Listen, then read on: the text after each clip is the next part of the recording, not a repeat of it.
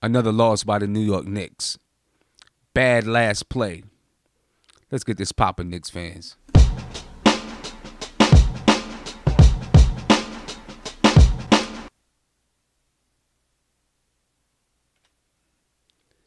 What's poppin', people? Who's Mark?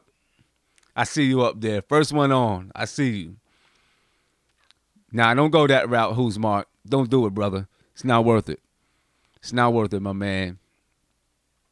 Michael, Lily Phillips, Shamik, Triple G. First time I see you on here, bro.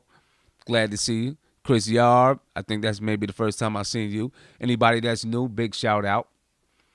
Thank you for logging on. And let's talk about this loss, man. You know, I was hopeful. I was hopeful throughout the game. I thought maybe we were going to pull it out. I did. I didn't think we were going to win the game coming into the game. But once we started playing, I thought maybe we was going to pull it out. French Knicks podcast. Glad you made it, bro. Hopefully we see you and the crew on Sunday. But I don't even know if I can say I'm upset, honestly. I kind of expected it. I expected us to lose it down the stretch. Even though I had some hope, I thought maybe we were going to lose it down the stretch because even we have a habit of losing those kind of games because for whatever reason, it doesn't seem like we're coached well come down the stretch. And we're going to talk about that last play. That last play was horrible. I don't know what it was designed to be, but we'll talk about it. But let's just get into a quick recap, then we can talk about that last play. All right, because for the most part, the Knicks played a decent game. I'm not going to say they were world beaters, but they played a decent game. It wasn't horrible. I mean, the lead changed a few times. 22 lead changes. The Knicks led by 5, their biggest lead. The Bucks by 8. Game went back and forth. The Knicks shot 40% from the field. You got to shoot better than that. 20% from 3. You got to shoot better than that. But they held the Bucks to 43% shooting, 30%, 29.2% from 3. Dominated the boards. It's hard to see how you lose a game when you dominate the boards 57 to 36. And that's Cantor, another double-double by halftime. And what gets me and what upsets me, a double-double by halftime and he doesn't get back in the game. Well, he plays in the second half. Of course, he starts the second half. But then he sits out for a long period. Doesn't get back into 4 minutes in the fourth quarter? Something like that.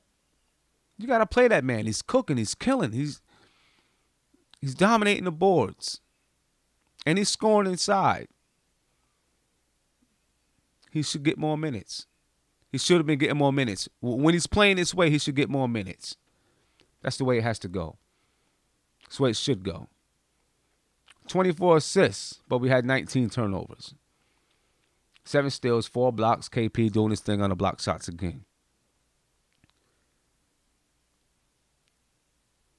The Bucks, 36 rebounds. Hey, if you win the boards 57 to 36, you got to win that game. 18 offensive rebounds to 4. 39 defensive rebounds to 32. The Bucks had 18 assists, 10 steals, 8 blocks, only 11 turnovers. It was the shooting percentage that hurt us, though. We shot 40%, still made 36 field goals. They made a couple more threes than us. They made more free throws than us. We only had 17 free throws. We needed to be more aggressive getting to the basket. Let's take a look at the box score. Jack, 31 minutes. It's uncalled for. He didn't play a terrible game, by no means. Not going to say he played horrible. I know we're going to get some people like Who's Mark go crazy. But he didn't play horrible. 11.7 assists. You know, he didn't play horribly. Eric Bledsoe obviously fouled out the game. He didn't play well. But there's no reason he should be getting 31 minutes. Even though he didn't play horribly, we need fresh legs. We need more energetic legs out there. Cantor played 31 minutes. I still see where he could have played more minutes. 17 points, 18 rebounds. He has 6 turnovers, but I live with it. When you're getting 17 points and 18 rebounds, I'll live with that. Porzingis only shot 40% from the field. 17 points, 7 rebounds, 2 blocks. And we need more from Tim Hardaway Jr. The last few games, Tim Hardaway has not existed. He shot 7% from the field, 1 for 14. Need more from him. It's hard to say that Tim Hardaway Jr. is going to be your second player, your second best player on a really good team when he has these type of games. And he's had them. This is not the first time he's had these kind of games this season. So it's hard to say that he's your second player, which is why I say he's probably your third. He's the third guy on a really, really good team, in my opinion. Michael Beasley, not much tonight. 6 points, 5 rebounds, only 13 minutes. Frank played well, 9 points.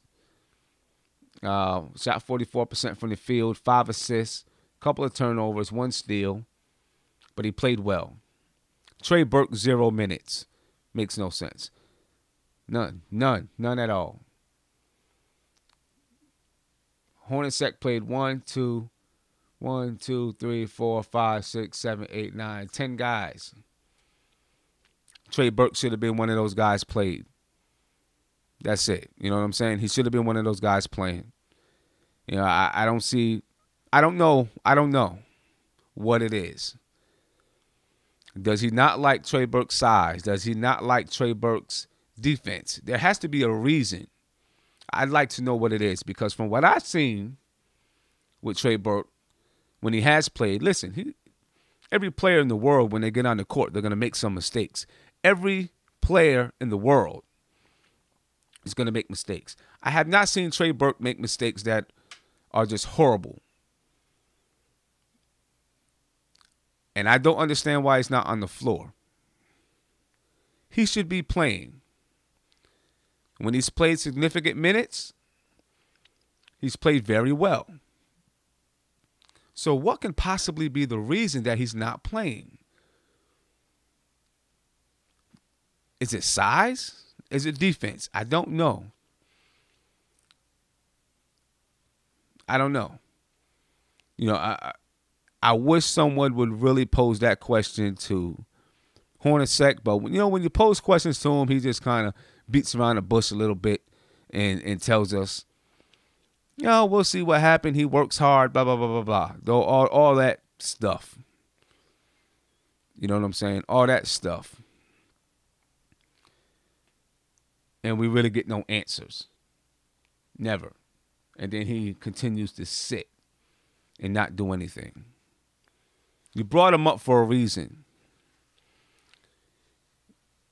You gave a guy, you waived a guy who now has no job. Not to say that Raymond Sessions is broke. That's not what I'm saying. But if it was another guy, they could be broke, right? You waived the guy you waived someone to give somebody else a job and let them play. And then you don't play him. Makes no sense. Need some answers for that. Need some answers for that. Need some answers. The last play of the game. Let's talk about that last play. What was it? Does anyone have a clue? Can somebody tell me what that last play was? Seems kind of clueless to me. I don't understand exactly what. I don't know. Did they draw it up? Did Hornacek just throw something down on his chalkboard, on his clipboard?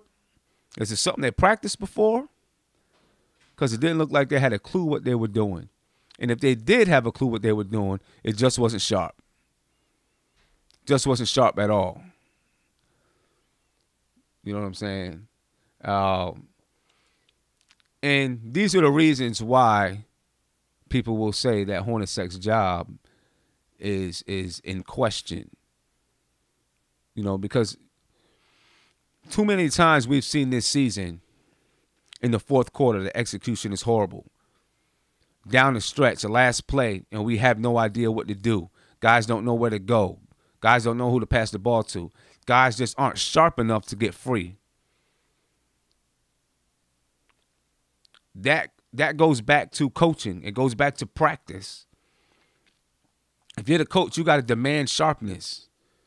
You got to demand that attention to detail. And it doesn't look like he does. Because if you did, when it came down to these plays, you'd see the team play sharp. You know, the team would be, I mean, you should be ready. Especially when you're playing veterans down the stretch. Jarrett Jack was taking the ball out of bounds, okay? You got Courtney Lee, Tim Hardaway Jr., KP, Cantor. Okay, Cantor's been in the league a while. He's a young vet. Hardaway's been in the league a while. Courtney Lee is 32 years old. These guys should be sharp. The coach has to make sure that they're sharp. Coach has to make sure that they're sharp. And in these last-minute plays, these last-second plays, they don't look sharp at all. Yeah, I don't know what to say. You know, you should have moments in practice where you're going over last-minute plays. You're practicing last-minute plays. You should be prepared for last-minute plays, last-second plays. You should be prepared for that. Even if you don't have a ton of practice time, you have walkthroughs. You have shoot-arounds where you can go over last-second plays. And I have no clue what that was. None whatsoever. It just looked like he threw them all out there and said, go somewhere. Move somewhere. It looked raggedy. You know, right now, you know, what I'm looking at is you know, Hornacek is I don't know, it's not looking good lately. Again, I still don't believe that he's going to be fired. I don't believe it. It could happen. I wouldn't be surprised, but I don't believe it. I believe that Scott Perry and Steve Mills is going to try to get him a couple of players and give him a chance. It's hard to give him a chance. It's hard to say you gave him a chance when the guys that he's coaching with are not guys that he would want to play, that he doesn't want to play with, that doesn't fit what he likes to do or his philosophy. So I do think that Scott Perry will give him another chance. But, man, he's making it hard, in my opinion. He's making it hard for Scott Perry to say, this is the guy we want to move with going forward. Because even though, and I understand, you have a logjam of players at different positions, you just got to make a decision. You just have to make a decision and say, this is what we're going to do. I guess he did that. I guess he's made a decision with the point guards. I guess he made the decision that he's going to start Jarrett Jack, play Frank, and give Trey Burke no run. That's what it seems like. That's what it seems like right now. And I disagree. If anyone's gonna lose minutes, it should be Jarrett Jack. And I'm not hating on Jarrett Jack. I know a lot of people will, and he looks old, this and that, and all that kind of stuff. And I agree. But he has played well for us, and he's done some good things for us. I'm not gonna say he hasn't. Right? Tonight he had, what was it again? 11 points and 7 assists. He's done some good things for us. He's helped us win some games. He's helped us lose some games. So have other players. My argument is that if you're building and developing your young guys, then you gotta let the young guys play, even if you want to make the playoffs, because the first priority coming into this season is that we were developing the young guys. That was the first priority. You know what I'm saying? Is that we're developing the young guys. So you got to let the young guys play. You got to let them go. You know what I'm saying? You got to let them go. Especially, listen, I would understand if Jarrett Jack was playing down the stretch and we were winning games. Even if he looked the same way that he looks now, but we were winning games, then I would understand it. Okay, you know what? Let him rock because, you know, he's winning games. But we're not. So what's the point? What is the point? You know what I'm saying? It doesn't make sense. If you're not winning games, what's the point? Jarrett Jack is not going to be part of the future beyond another year or two, if it even goes that far. You know what I'm saying? So what is the point? I don't understand it. I'd like to understand it, but I don't get it. The only thing I can say, speaking from a coach, is you play who you trust.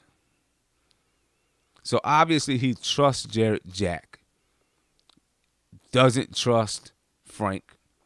Doesn't trust Trey. That's the only explanation that I have. The only explanation that I have. I'm not saying it's right.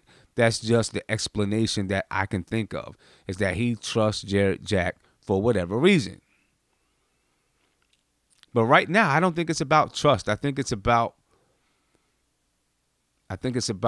just developing the guys, man. That's it. It can't be about trust right now. It just has to be about developing the young players, letting the young players play. French Unicorn, I appreciate that, brother. Thank you. Thank you. It's about letting the young players play. Make the playoffs or not. It's about letting the young players play. Letting them get that experience. Frank should have been the one passing the ball in on that last play tonight, so he can get that experience. Win or lose, he turns the ball over or not, let him get that experience so he can learn and teach him from it. I mean, come on. I know there's some people that still believe that we're going to make the playoffs or that we can make a run. But let's look at the standings for real. Let's be serious. Let's look at it for real. We're 7 games below 500. We are now tied with the Charlotte Hornets as far as how many games back we are. Right? They're 22 and 29, 15 games back. We're 23 and 30, 15 games back. They're actually 6 and 4 in their last 10 games with 2 wins in a row. We're 4 and 6 in our last 10 games with 2 losses in a row. I mean, pretty soon they'll probably overtake us. And then look, we're getting closer and closer to being near Brooklyn. The writing is on the wall, people. The writing is on the wall, Jeff Hornacek. We're most likely not making the playoffs. We're 4 games below. We're 4 games out of the 8th spot.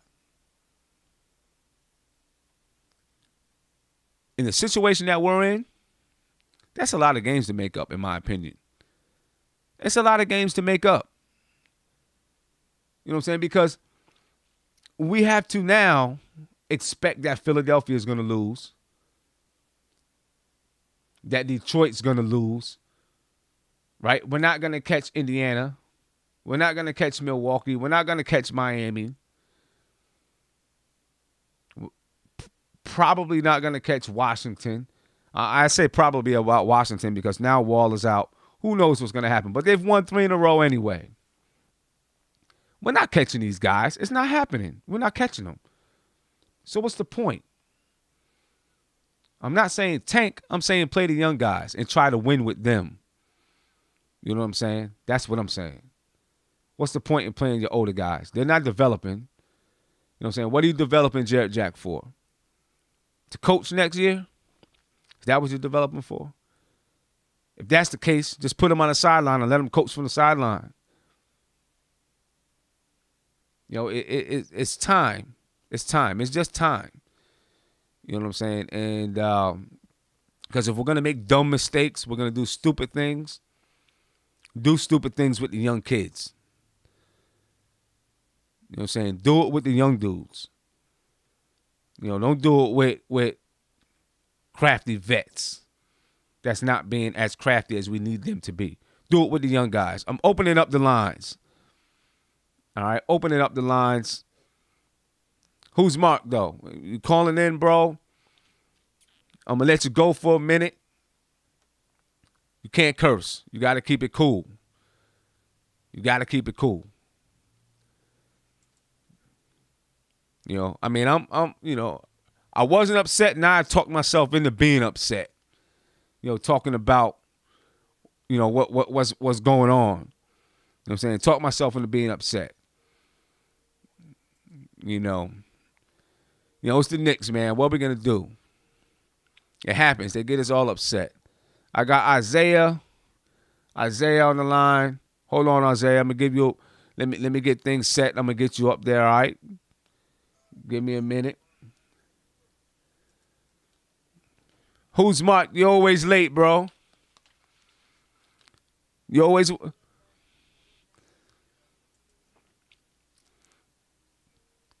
Hold up, Mark. So now who's Mark is calling in? He's always late. The dude is always late. I'm about to get you on the screen in a second, Isaiah.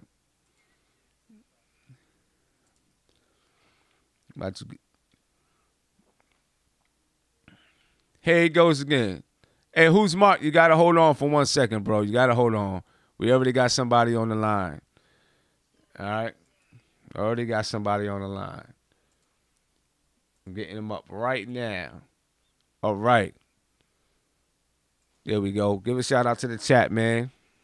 Yo, shout out to the chat, man. Blackest time. Sorry, Mark. I know you want to go in.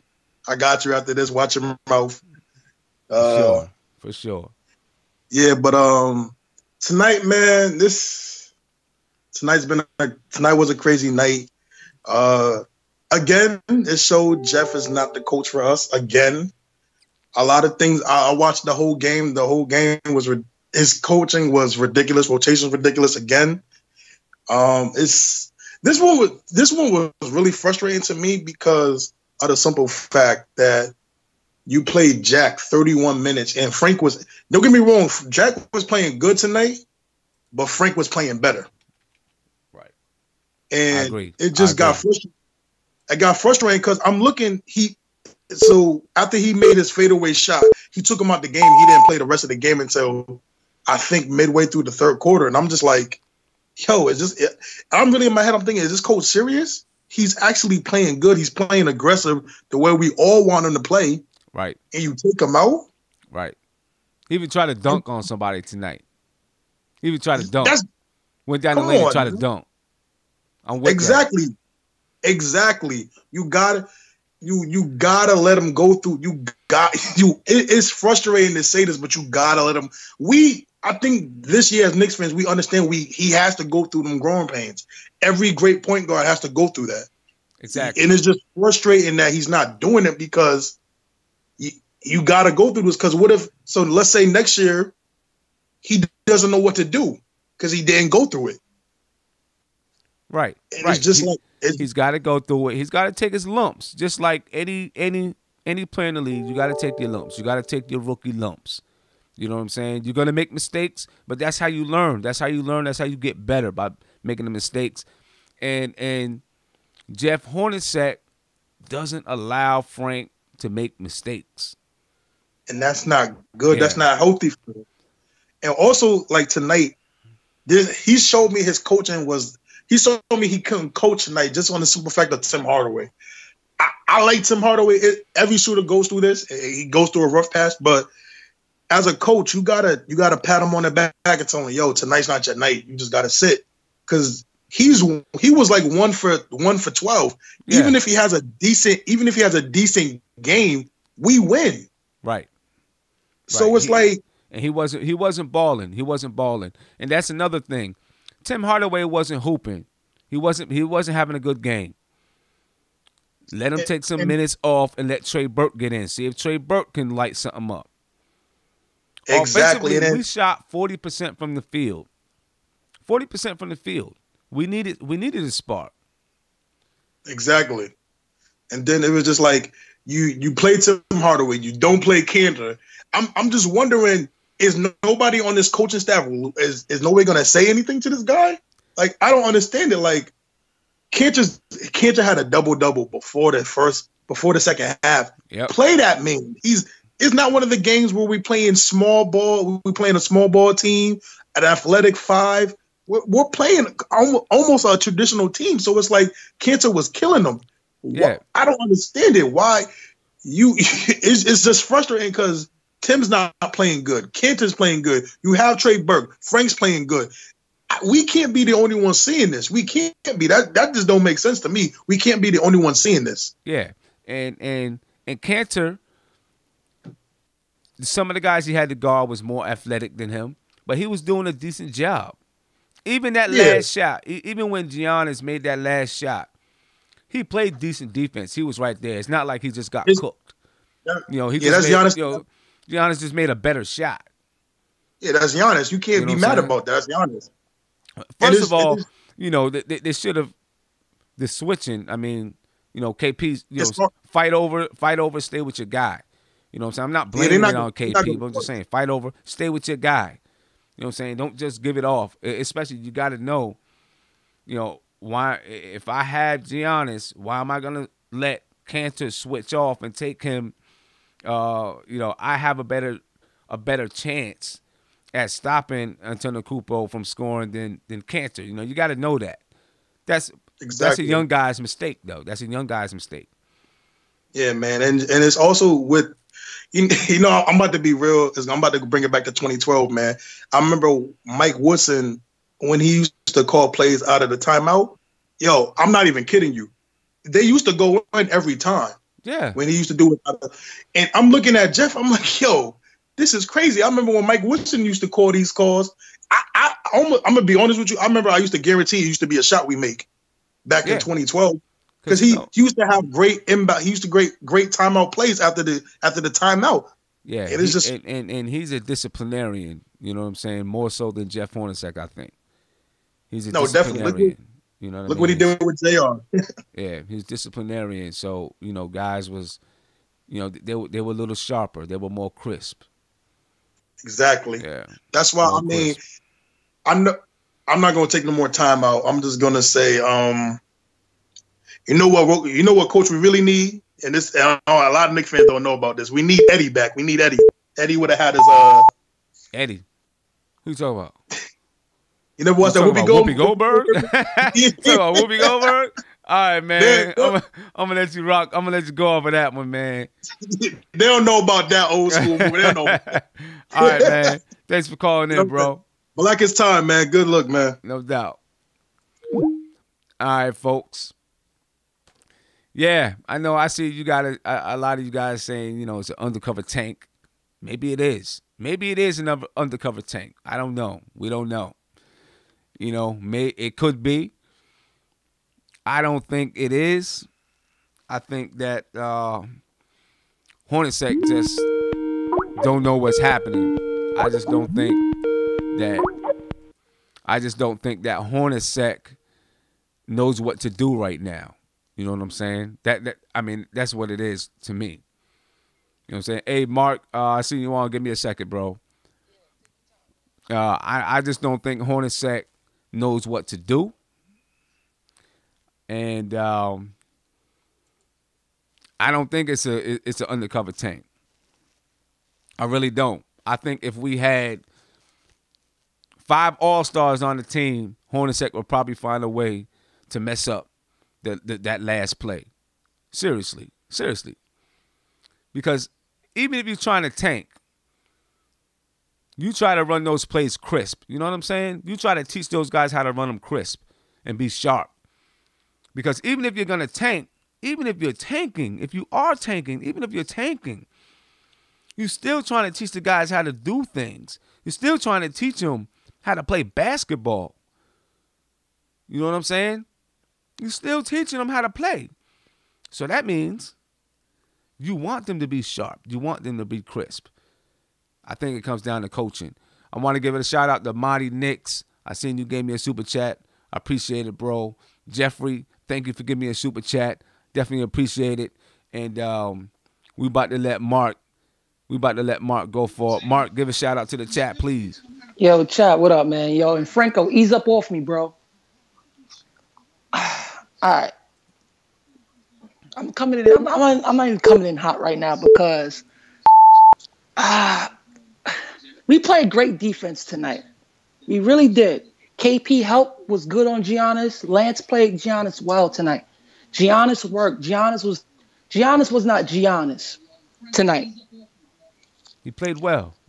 I agree. We played good defense. We played great defense. Again, this game was asking us to win.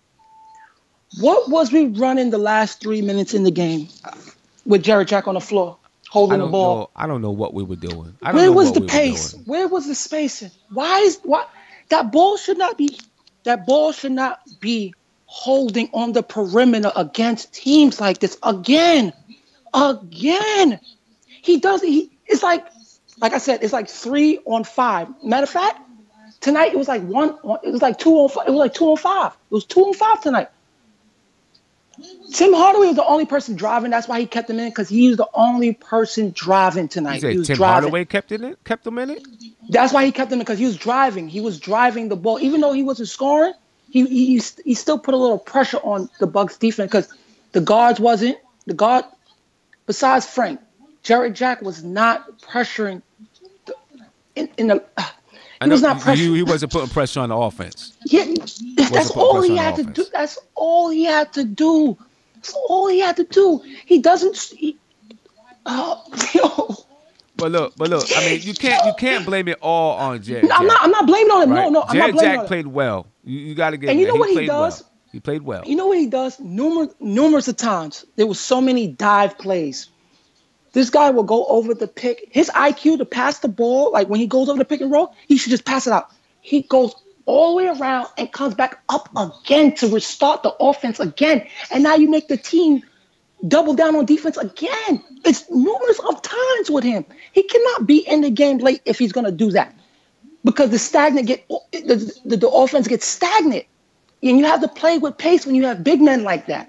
It's not like Porzingis is like Giannis or LeBron, where they control. He doesn't have the ball in his hands. He can't do nothing when he doesn't have the balls in his hand. Porzingis has so many dip and dives. I'm ripping up my hair like, pass the ball. Because if he'd have got the ball in the middle was open so many times of the game, but Porzingis can't get the ball because, again, no simple passing is happening because the ball is getting held by Jared Jack. It's not just Jared Jack holding the ball. Sometimes Courtney Lee is out there holding the ball, dribbling, instead of moving it and keeping it moving. You know what I'm saying? Courtney Lee is guilty of that, especially when Hardaway was out. He was guilty of it, but Courtney Lee's been doing that too. And tonight, I want to shout out to the refs, because they was really one-sided tonight. Everything was a foul. Bucks was just grabbing us. It was unbelievable. And Jeff Hornacek. You really have to. Let's put it like this. You have to put it on Hornacek. It's him tonight. It's him tonight. No. He decides who's going to be in the game. He decides who's going to be in the game and win. If he knows that Jared Jack plays that style of basketball, and that's not the style that you need right now, then you don't play Jared Jack. Jared Jack is going to do what he does. Oh my! Right? 32 minutes? But why didn't Burke at least play 5 minutes? Listen, Jared Jack is going to do what he does. You know what I'm saying? He's going to play. He's 35 years old. He's not changing his style of game right now. And he's too old to play as fast as we would like him to play. So Jeff Hornacek has to say, he's not going to play my style. This is not what we want to play. It's on Jeff Hornacek. Jeff Hornacek decides to give him 31, 32 minutes. Jared Jack is going to do what Jared Jack does. You know what I'm saying? It really is. Jeff Hornacek has to decide if he wants to play an up-tempo game, then Jared Jack is not the guy to play. Right? Yeah. You know what I'm saying? Hornacek has to take that responsibility. If you want to play no, Jared, he is the prime suspect because Willie should have played tonight because we was on the boards and Willie would have chewed them up. He may have, yeah. He may. Kylo Quinn should have played tonight. Willie should have played. Kylo Quinn, 12 minutes. What do you have? 4 points, 4 rebounds. Kylo Quinn hasn't been playing much either. You know, he cannot play against these guys. They haven't been playing. They haven't been playing Kylo Quinn much. There was no pace in this game whatsoever. It was just horrible. It was horrendous. There was no pace. There's no pace, and it's like they do this. When they start the offense, they go up top and do that three-man weave like that, and they still up top. That's why he kept Tim. Somebody said that Tim Hardaway shot us out. At the end of the day, you keep a shooter in the game. That's like saying, oh, if Cal Korver, you will keep Cal Korver in the game because he's a shooter. Tim is a shooter. He's still a threat. You have to keep. He's our best shooter. At the end of the day, he's one of our best shooters that will take it and shoot it. That's one thing I like about him. He would take it and shoot it. I think I would have gave him less than 33 minutes tonight. I might have had him in the fourth quarter because no one else was driving. No one else was penetrating. He's proven that he can make big shots even when he's off. But I don't know if I would have gave him 33 minutes if he's that off. I would have played Frank. I don't know why Frank only played 16 minutes because when he came in the game, he scored 9 points. Yeah, and he was taking shots. Frank was playing. He should have played more than 16 minutes. And passing the ball. Finding people. It doesn't make sense. The thing is, what people don't understand, he does those simple passes that you have to do when you have big men like that. Yep. And he does the simplest passes. Simple passes, and what I like, Frank, and it's part of it is because his arms are so long, right? Yeah. He gets passes off that I don't Somebody even think he can get off. Man. He gets passes off that I don't even think he can get off. Son, his passing ability is so good. It's like it's nice. When you watching him, you see the talent. You could see him in the next few years, especially when he gets his body toned up. Yeah. He has this drive that when you're a star, he has this drive. He has this drive in his second burst that he does not use. He does. Yep. He doesn't put it together. He's not together yet. He's not exactly. He's not. That's why I'm not worried about what people have to say about him.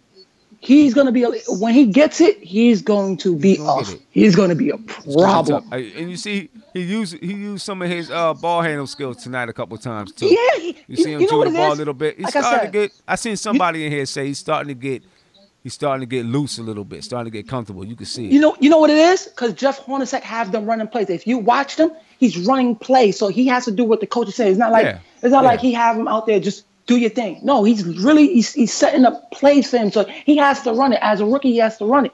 Right. But that kind of messes with his psyche because, again, if the coach told me run this way to execute the play, he's going to take me out. He's a rookie, right? Exactly. Because that's what he's doing. When he doesn't run the play, he just comes right out. Right. He's our best passer by far on this team. And that's where I'm gonna let you lead us in, Mark. I'm gonna let you lead us in, and then I'm gonna get to another caller. But this is where I want to ask about Frank and Burke. Right? Why didn't you play both of them? Because I feel like since Trey Burke has been on the team, Frank has been so much more aggressive. Going to the basket, looking to score, and I really do think that Trey Burke being here, he's impacted Frank. You know what I'm saying? I think it's impacted. So I'm gonna let you lead us in with that. I'm gonna give you about a minute to get ahead and talk about that, and then I'm gonna get on to another caller. Because what do you think about that? When Trey Burke comes in, he does this. He does the pick and roll, but when he does the pick and roll, he pops out. He pops out. That's why he gets that little. That's why he gets that little space. But he keeps dribbling the ball, and that's what you gotta have. Because when Jared Jack is on the floor, when he gets the ball, he dribbles and then he stops. When you stop the dribble, the defense is set up. when Trey Burke is on the floor, his dribble keep going. You have the offense, you have the defense just scrambling. He always kept his dribble, and he created space for other players. There's no space when you have Jared Jack on the floor because number one, he's not going to shoot it when he gets it and catches it. Most of the time he's open, but he holds the ball and then go and wait for a pick. What is that? Yeah, definitely. Hey, Mark, I'm gonna let you go. We got some other people that want to call in, man. Shot, hey, I appreciate the call. All right, yo, Simeon, you really need to really like let it out because I see the anger that you want to burst out. Just let it out one good time. Sometimes, but I gotta. You need it. It's therapy cool, because you know what I mean. You need it. It's therapy because games like this, we should have had it tonight because it was calling for us. It was calling for us. That's a game we should have had. Definitely should have had it.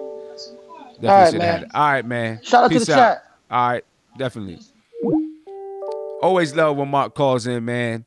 So what do you guys think? I want to ask you guys, what you think about and listen, guys, when someone's on the line, we only have one line. So if someone else is on the line, try not to call in until they're off the line. Hopefully, if you're listening in, you know that somebody else is on the line.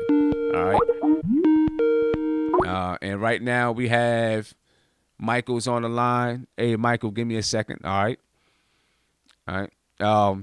So I want to know about Frank and Burke. What do you guys think? I really think that Trey Burke has impacted Frank and is making Frank a better player. Because Frank has looked a lot more aggressive. You know what I'm saying? Michael, give a shout out to the chat. Let me know what you think about Frank and Burke, man. What's up, chat? What up? What up, Marty the GOAT? My man, Marty. What's up, Sim? What's going on with you, man? I'm good, man. Just got done watching the game, Yo, Frank is ready, man. I like what I saw from him tonight, man. Yeah. Frank was that. What really got me hyped for him tonight was that little where he took. Who was it? I think it was Middleton that he took and just put a whole bunch of moves on him. I was like, well, hell no. And he tried to pack it on Thon Maker. He tried to put it on Maker. I mean, Maker blocked him, but I was like, you know what? He gonna catch one of those. And he tried to catch that putback dunk, and he got fouled. He got fouled on it. They didn't call it. Yeah. I was like, hold on, Frank. What is Albus Curtis now? I was like, what is going on? Yeah. He's getting aggressive. We said this at the beginning of the season. Give Frank a legit point guard in practice who would cook him and make him learn to get more aggressive, and he is going to show up in the games. Exactly. I'm sure in practice he be eating Jared Jack alive, like Jared Jack and right. Man, tonight, looking at the game, man, Frank and KP have a nice tandem going. Like when they're on together, the ball just moves better. Frank, he's not verbal. He's not a loud guy. He's not going to yell at anybody. But at the same time, like I saw him do it tonight, and Courtney Lee kept waving him off. So that's where Frank needs to become a little more assertive. He tells him, "Look, I'm the point guard. Give me the ball. Right. Run the set. Right. Because like a couple of times tonight, I saw him like he would pass up the ball. You know how he comes up the court and gives it off and runs to his position. Like when nothing came out of it, he came and got it back. Like, all right, give me that back. Y'all didn't do nothing. Yeah. Let's set up on the other side. And I was like, okay, I like it. Yeah. Frank and Burke more time on the floor together. They do. It needs to happen. They need to play together on the floor. You know what I'm saying? And I really do. The aggressiveness that we're seeing now. A couple of reasons why I think is partly due to Trey Burke. One, just competition. Facts. You know what I'm saying? Just competition. It's like, okay, now I got this guy here who was a high draft pick and same pick. Yeah, same pick. Exactly. Same pick. 8, yeah. This guy can come in and take my spot. You know what I'm saying? This guy can come in now. I could be sitting on the bench. So I need to step up my play. You know what I mean? I need to come out here and just hoop and play ball and be aggressive. And I think that's part of it. And then when Frank is on the floor, like when Burke is on the floor with Frank, like you're saying, just the threat of Trey Burke's ability to penetrate opens things up for Frank, which now gets him into more of a scoring mode. The more he can play, he doesn't always have to play off the ball, but when he plays off the ball and now he's free to just shoot the ball, he doesn't have responsibilities of running the team, that helps to change that mindset to say, okay, you can score, I can score. So now he starts to look to score a little bit more, and when he meshes it together and everything starts to come out, the kid is going to be tough. That's a fact. Over the past couple of games, he's also started to show that he has a nice little catch and shoot going on. Like he kind of capable. Yep. He's capable of and I was watching him tonight when he played aggressive the way he played tonight. I was like, we look like we might have like a future Giannis at the point guard position because he's long, he can slash, and he started using his height against them tonight. He had a couple little mid ranges, even though a couple of them didn't go in. But the fact that he was using his arms to shoot over people, I was like, there we go, man. Like that's what we want to see from you. Yeah. He had 5 quick assists, 9 nice points. Yeah. 16 minutes is unacceptable, man. It really is. It's seriously unacceptable. But two turnovers, 1 turnover. Yeah. One foul. Like the kid is a lot. Look, when he was on Delhi, what happened? Delhi was hitting the side of the backboard of the shot. It was crazy. Right. And he switched on to Chris Middleton. He switched on to Antetokounmpo a couple of times. Wow, I can't believe I pronounced that. But he switched on to him a couple of times. You know? He switched on to him a couple of times, and I was like, he made it difficult. He bumped him, threw him off balance, and then he switched with Lance. Why did we take out Lance? I don't know. Lance was defending well. Mm-hmm. He's been going for 40 and 39 the past couple of nights. Tonight he couldn't get it until the fourth quarter when Lance came out. Yeah. And Hornacek is starting to prove his lack of worth, if that makes any sense. Yeah. Because Yeah.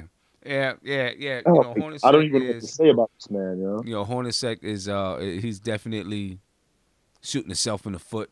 You know what I'm saying? Because by now you should know who can do what. And hey, Mike, I'm gonna let you go off. So I know we got a lot of people trying to call in tonight. Yeah, facts. All right, no problem. But I appreciate the call in, bro. All right, man. Don't worry about it. All right, catch you later, man. Talk to you later. All right, be good. All right. Yeah, definitely. Hornacek and he kind of shooting himself in the foot, and we can all see it. But back to Frank and Burke. We really need to see it. It's time. It's time. Jared, and we keep saying it. Jared Jack has done what he's done. And he helped us get as far as he's gonna help us get. And it's just time for Jason. Give me a minute, bro. And it's just time for it's time for Frank to start. Time for Frank to go ahead and at least get majority of the minutes. You know what I mean? At least get majority of the minutes. So I got Jason on the line. Jason John said what's up to the chat. Yo, Black, it's time, chat. What up? It's JJP time again, in the house, man. Okay. I think is this the first time you ever called in? Yeah, man, it's the first time. Appreciate it, man. Welcome. Thank you. Yeah, so what's going on? What's on your mind? Hornacek, man, this dude got to go, bro. He got to go. Look, I get it. You want to give this dude a chance. You want him to get his players in, but I don't think you want Hornacek to get his players in before Mark Jackson gets his players in, because then you got to replace another set of guys. So I just say they start over fresh with a new coach come summertime and keep it moving, because Hornacek, he's not holding guys accountable at all. But Mark Jackson, a guy like Mark Jackson, he's very similar to Woodson, where he'll do that. He'll hold the cat accountable for his BS. Right. But that's where I'm at, man. I think that, let's be realistic. The Knicks, they're almost there. We're a star away. I think if you could get that kid out of Michigan State, or Miles Bridges, or whoever that's coming up in the draft, you get you a nice pick, because I don't think free agency is going to do anything for them. And I don't really think, I got a rambunctious 5-year-old, so if you hear noise, that's what it is. Yeah, it's cool. But, but yeah, Yeah, him. You They're get definitely not doing nothing in free agency this year. They don't have any money. You know right, what I'm saying? They don't have any money to do anything this year. right, So, right, yeah, we know that's not happening.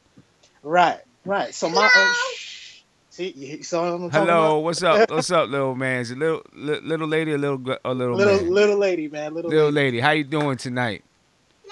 No, you cannot. No, you can. But yeah, but like I was saying, man, the draft pick, that's their way to go, man. They're one pick away. I think Giannis is what, 2 years over next 2 years before. KP's breakout season is gonna come like in 2000. I say next year, 1920. Uh-huh. Giannis is right there with him. A couple years back, it took Giannis a couple years to break out, so I think that they'll be fine. They'll be fine. Yeah, you know, KP just needs to, when he strengthens up a little bit, he's gonna get a little bit stronger. You know, when he gets a little bit stronger, he'll be good. You know, he just got to get a little bit stronger, get Right. used to seeing these double teams and you know all these different. I mean, they bring double teams from so many different angles against KP because they know he doesn't. He's not used to it. Right. You know what I'm right. saying? So they bring double teams from all kinds of different angles. You know, give him a year or two, he'll know and he'll be used to it. He'll know where it's coming from, and And then you know I think we'll see him play better, no play doubt. much better. And even if you look at that last play, man, if you look at that last play, Cantor played good defense. KP came out to help too late, but I don't think they trusted Tim enough because I think Snell was right there, and they didn't think that they probably thought that Snell was gonna pass. I mean, Giannis was gonna pass it off to Snell for the layup or whatnot. I don't think they trusted Tim to cover Snell enough because KP came, he helped, but he helped too late. Yeah, I don't think they really committed to that double team. Yeah, And that's where they messed up on that last one too. Yeah, I just wish that they didn't always switch. Right. So many switches. You know, the switches kill me. I just don't understand why they always have to switch. Sometimes you just gotta. And I didn't really get a chance to just break down and look at this last play, but I'm about to bring it up on the screen right now. Yeah. I'm gonna bring it up on the screen just so we can take a quick look at it and see it again as soon as I can cue it up. Right. You know, right. But check it out. Tim is right there with Snell, but I don't think his back was turned to him, so that was another problem. But he wouldn't have been able to box out on the rebound either. That would have been another issue as well because obviously he's shorter. But it is what it is, man. I'm not gonna take up too much time. Yeah, for sure, man. All right, man. Well, thank you for calling in. Take care of that little lady. Yeah, no doubt, man. You know, she got a lot of energy back there. Appreciate you, man. You should see it in person, bro. I bet. All right, bro. Appreciate it, bro. All right, peace. Yes, you guys. The coaching is something. It's horrible for us right now, for sure.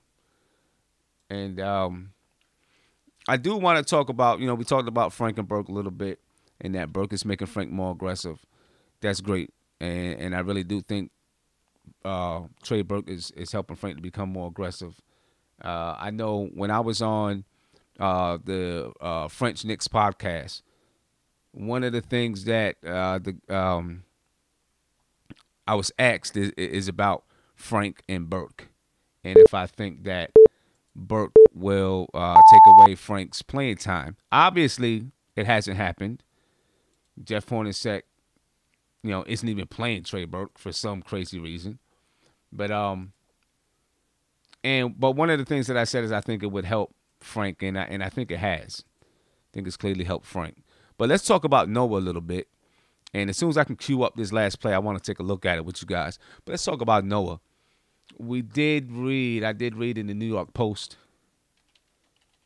that Noah is exiled from the team. He's not going to be. Is through a mutual agreement, Joakim Noah is not going to be coming back to the team, at least anytime soon. And of course, as we all know, they're looking at a trade. Okay, so I'm gonna bring this over real quick. Just kind of check it out. So here we go. The Knicks, Joakim Noah break up with an eye on the trade deadline. And I've seen some crazy stuff going out there about Joakim Noah. some things that we actually talked about weeks ago. But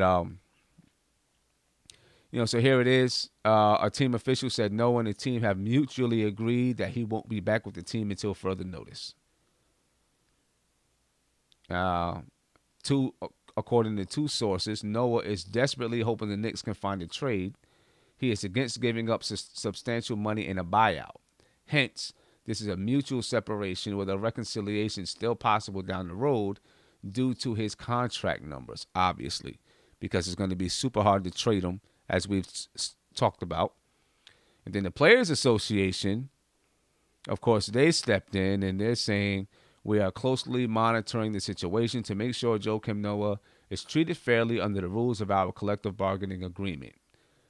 I don't see any way that he's not being treated fairly. I would have liked to see Joakim Noah play a little bit this year, but I don't see him. As long as they pay him his money, I'm pretty sure that he's going to feel like he's not going to feel like he's being treated fairly because he wants to play. But as long as they pay him his money, I guess that is what it is. All right. Ron, let me get my man Ron in. I know you called in a couple of times. Ron, what's popping, bro? How you feeling?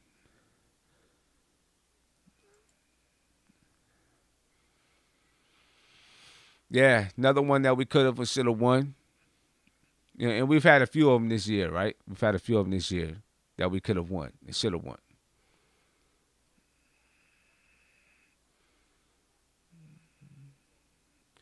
Oh, that's cool.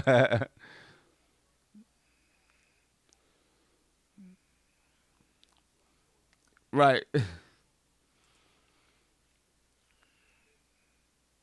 So, and before my last name is no biggie, but it's Martinez. You say Martinez. Oh, my bad, Martinez. All right, I got you though. I remember that. No, Martinez, because that you sound like my white teachers when I was in school. They used to always mess up my last name. Yeah. Or the white did Martinez. It's Martinez. It's all good. It's all good. Yeah. All right. But you know what? I agree with you what you were saying earlier, bro. It comes down to execution down the stretch, man. We just, no matter how talented you are as a team, it comes down to execution and closing the deal. And everybody in the building knew who was going to get the ball. I mean, come on. I mean, right. You know what I'm saying? Like, we all knew Giannis was going to get the ball. Exactly. So my thing is right there. And like you said, and the Knicks has been doing this even before Hornacek. The switching kills me, bro. I don't understand why we switch so much. Like, this has been going on even before Hornacek was there. We kept switching. Like, why do we have to switch? Right. I don't get that. Right. You know what I'm saying? Stay with your man. Exactly. I mean, you know what I'm saying? We got a 7-3 KP. Yo, you know what? This is how you earn your bread and butter. This how you gonna get experience. Mano a mano. Gonna be the man, beat the man. So exactly. You put KP in him. So why you get? Hey, you got a guy who's known for he's considered a defender in the rim. That's our best rim defender. Why we have Cantor? I mean, right there, I just didn't understand that at the end of the game. It just made no sense to me at all. Right. Right. You know what I'm saying? I mean, switching like you said, you just got to man up, play on your man, stay on your man. Or if you think that there's a chance that there might be a switch, right? Then have players in the game that are able to guard in the event that there's a switch. So instead of having Cantor in the game, maybe you have Thomas in the game at that point. So if they switch, he switches off. Either KP's on him or Thomas is on him. You know what I'm saying? I mean, you're coming down to almost the last. It's only 11 point something. I know he probably wanted to have Cantor in so he could rebound, right? But it's only 11 point something seconds left or whatever it was. This is the time that you may need to make that defensive substitution. Right. In the event that, or maybe you use Kylo Quinn, someone that may be able to, that has better lateral movement, foot movement. You know what I'm saying? Right. But it's like yeah, man. It's like like you said, it comes down to coaching. It's like, okay, we know, and the thing is, we all know most of the best. I mean, like if that was Popovich, Popovich he would have done anything he can to not Giannis get that ball. He said, someone else is going to have to beat me, but not Giannis. But they let him get the ball. Like, take the ball out of his hand. Right. You Right. know? And that's another thing. Yeah, exactly. Stick to him. Like, don't let him just get the ball easy. Stick to him like glue. You got to make it tough They on him. just let. You know who they want to Oh, get the come on, ball dude. to. No, I just didn't understand that. Like I said, I agree with you. Sometimes this is about, yes, you have play, and we have a young team here, so of course, it does come down to coaching. But if Cornshaw doesn't come back next year, I mean, I know everybody's asking for Mark Jackson. You gotta have a coach that understands what it is to play in that market. And New York, New York is not like coaching anywhere else. I'm sorry, even if and for some of the Knicks fans, on your chat and younger, and you tell me if you agree with me or not. But it seems to me like even if the Knicks were in the last, like at the bottom of the division, other players that you never see have big games. It doesn't matter. They're a superstar. It could be the sixth man, the last man to bench. They always have big games. Like they get up for the Knicks. Like For sure. I don't know if like some people say, oh, this guy's a scrub, and then he drops 50 on us, but he won't drop 50 on nobody else. Right. And it's For like, sure. cause how some of these players like, oh, if I drop 50 on the Knicks, it's gonna be all over. It's gonna be on NBA TV. It's gonna be on YouTube. It's gonna be. And I think sometimes players coming into the Knicks got to understand. Listen, it's not so much about you. Even though the Knicks are we're not a contender, but the name of the jersey still means something to some other players. Exactly. Like how many times you hear, I love playing in the guard. The Knicks, people say I love playing in the guard. They won't come play for the Knicks, but like, oh, I just love playing in this building. How many players you hear say they love playing in Madison Square Garden? They won't come to the Knicks, but they just love playing in that building. Right. Yep. Happens all the time. It drives me nuts, and I know I'm pressed for time. But quick question: let me ask you, what do you think about this as a coaching candidate if we don't get Mark Jackson, like Kevin McHale? I don't know much about Kevin McHale. I couldn't even. I'm not sure. He used to coach in Minnesota. He was a big man, with the. I mean, I'm talking about as far as to help with not as a head coach, maybe as an assistant coach, or in the summertime to for KP, because KP's a big man, and he was one.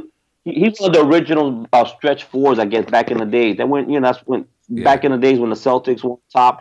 But or maybe like going to the summertime, like some of these guys were doing, working out with Olajuwon. I think Olajuwon has a basketball camp, I guess, for guys to go work out with him in the summertime.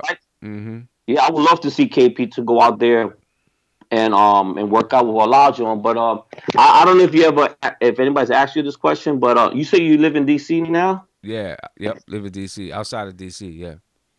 Okay, so are you originally from New York? Originally from Albany. Okay, so how you became a Knicks fan? I mean, in Albany, I mean it's all Knicks, maybe some Celtics. You know what I'm saying? I mean, I grew up. So Albany, where I grew up, kind of outside of Albany, it's like an hour and 20 minutes from the city. Okay, so you got a lot of Knicks fans up there? So, yeah, I mean, it's mostly Knicks fans up there. It's mostly Knicks fans all the way. I also grew up in Utica, lived in Utica for a while. And, we still got WFAN up there. You know what I'm saying? And so you get that? Yeah, okay. So I didn't have, and we still got MSG, you know what I'm saying? So I didn't have, when I didn't have cable, I laid down next to the radio and listened to Clyde on WFAN. To listen to the Knicks game. On the fan. Yeah. You know what I'm saying?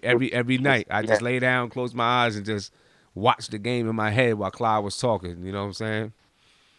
Well, it's crazy. I'm down here in Orlando. I've been in Orlando since '98, and whenever the Knicks come to either to play the Magic or to play the almost sometimes like a home game for the Knicks. Down here, there's nothing but New York fans down here. Oh, yeah, for sure. Atlanta, too.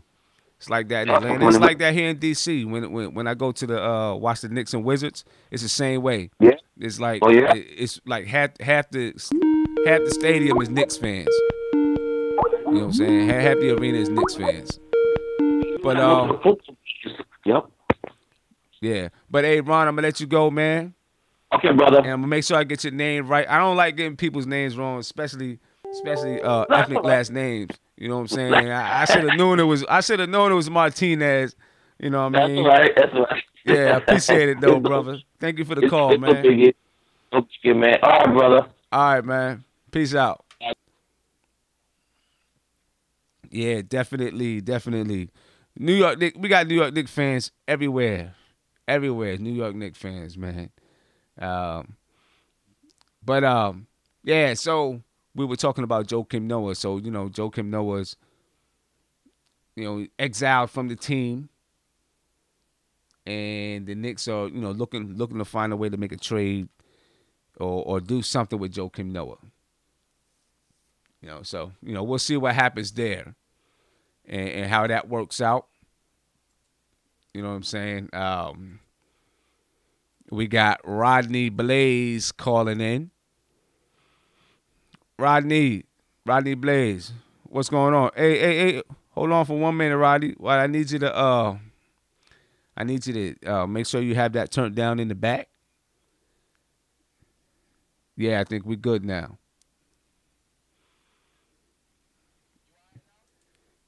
Yeah, I can still hear it talking in the back. So I need you to, turn it down as much as you can in the background so that we don't hear anything in the background.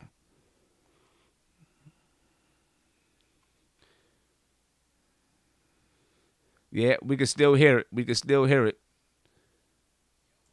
Okay, it's good.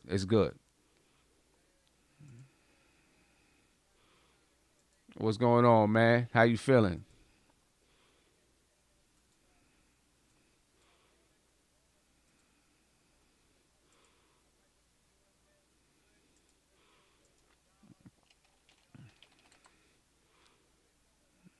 Last season, I'm done. Yo, the rotations is terrible. It's always been terrible. Like, I didn't watch this game, but I caught the last play. And I'm on Twitter, I'm reading. Word got back, Lance Thomas is having a great defensive game. Mm-hmm. My question is, why is he not out there? Right. KP? I love KP. I was one of the only ones to like to pick when we picked him. And I think he's tough. I don't like when people call him soft. I feel like that's too much when people call him soft. But something about KP is starting to get to me. It's almost like he don't want that challenge. Like, but he's not scared because he's a rim protector. You know what I mean? So he's not scared to play defense. It's either that he don't want that challenge, Russ, or one of the things I always love to say is these guys don't watch film. See me? I'm a football player, right? So film, you got to watch film in football. No way about it. You got to watch film. I watch these guys, Russ, and it's like LeBron, for example. I'll never forget this. Early in the season when we was beating their butt at home, when he went to the left side of the court, everyone who watches LeBron knows he want to hit the jump shot. You even heard Clyde talking about he's going to step back.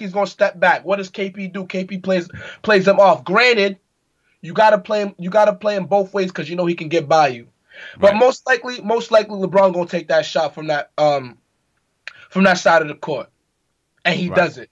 Like, you gotta understand, Giannis is going to attack the basket, and in that situation, Giannis isn't a selfish player, but Giannis got that mama mentality. You have to know that in that situation, he's not looking to pass. If you watch the play, you see that KP helped off Henson.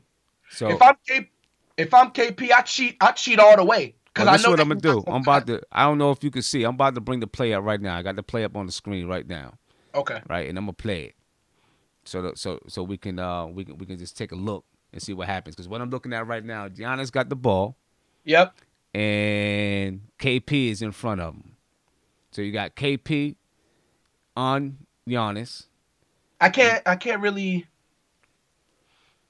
All right, you got KP on Giannis, and then Cantor is on 31. That's Henson. Cantor is on Henson. Yep. All right. So I'm gonna play this. So right there, okay, you got Henson. It kind of sets a crazy screen on KP. Yeah. Right. It's kind of sets a crazy screen on KP. And Cantor is here. There's enough room. I'm gonna play it. We're gonna see if this is when they switch. But there is enough room for them not to switch. 100%. Okay, so they don't switch there. KP goes back to him. So now here we go. Henson comes up again. Boom. They automatically switch. Now here's where it has to happen. Right? They automatically switch. Cantor automatically switch onto Giannis. KP has to fight over that on Hardaway Let me point with this. KP has to fight over this, and he's trying to fight. Hardaway's got to help out here some. He does. He's got to help they out. Just a little like bit to more. watch. They just like to watch, and that's where I'm saying where it's like sometimes, Russ. Sometimes I think players just don't listen to their coaches. Like it could be Mark, it could be Jeff Van Gundy, who I like. If we don't get Mark, I'd rather get Van Gundy. But I really honestly feel like players just don't listen. I'm pretty sure Hornacek don't coach you for you to just watch. He don't coach. He don't coach you to do that. Right, and so when we play this, boom, and now it's a straight up switch. Mm-hmm. Right now it's a straight up switch, and you know you're gonna leave Cantor out here on the island. I mean, granted, Cantor did well, but if you're gonna leave Cantor out there on the island with Giannis, you know what do you expect is gonna happen? And so then there we go, boom, and Jack should have been all the way down here in the circle. Who's Jack on right now? Who is that? Jack is guarding Dellavedova. Jack should have been all the way down here in the circle. He sees what's happening. This is the time you got to be all the way down here. And if he kicks it out and he hits it, I guess you have to live with it. But yeah, you got to live with Delly doing you know what I'm saying? But you got to. He should be all the way down here in the circle so that he can help out because that would have cut that off. Right there, Russ. That's what I'm talking about. Where I say you have to know that Giannis is not looking to pass. You have to know that in that moment right there is straight Mamba mentality. Exactly. Right. I agree with you right there. I agree with you. Right. Like then, look at Lee. Look at Lee's weak help. Like so now we're talking about coaching. Now let's look at this last play. Mm-hmm. All right. I'm gonna let this go through. So we can take a look at the last play because if I try to move it around, I might miss it, and they're gonna show a replay. But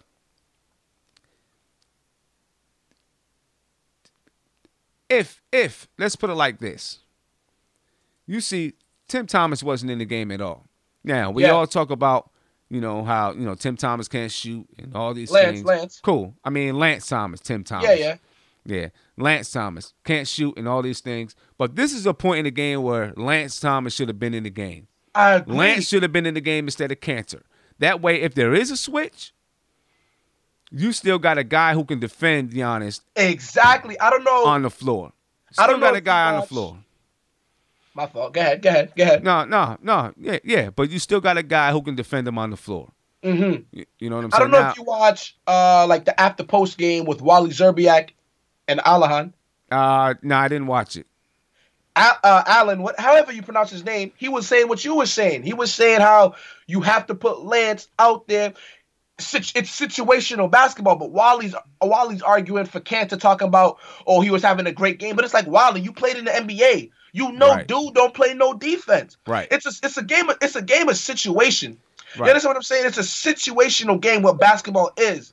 Right. You have to understand, like, Lance Thomas gives us nothing on the worst definition of a 3-and-D play I've ever seen in the league in a long time.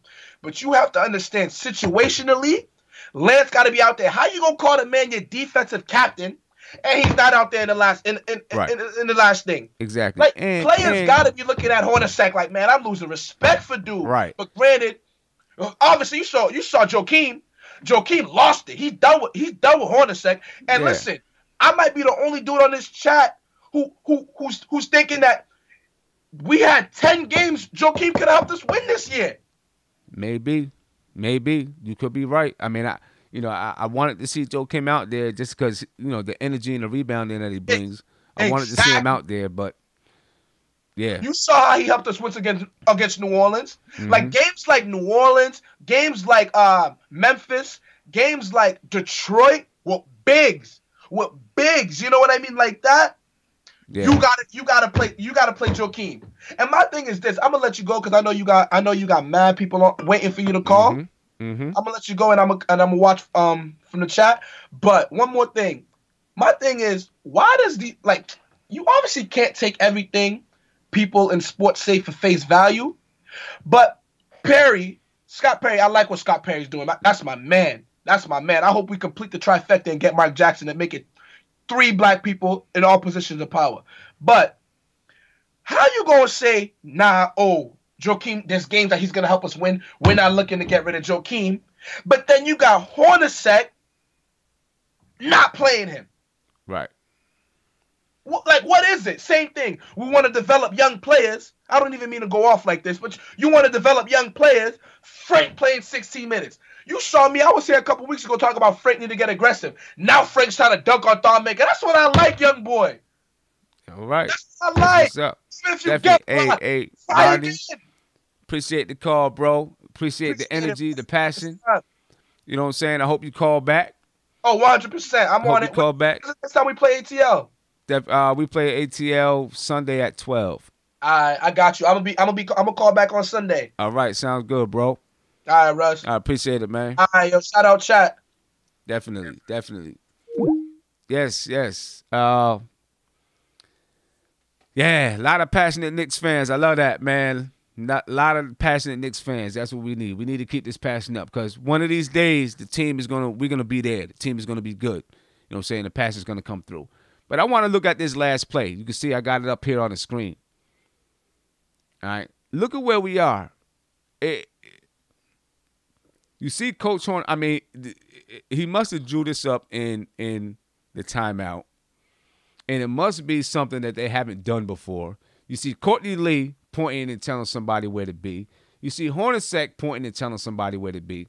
That tells me this is something that they have not practiced. They have not went over. They have not done this before. Why? Why not? Why?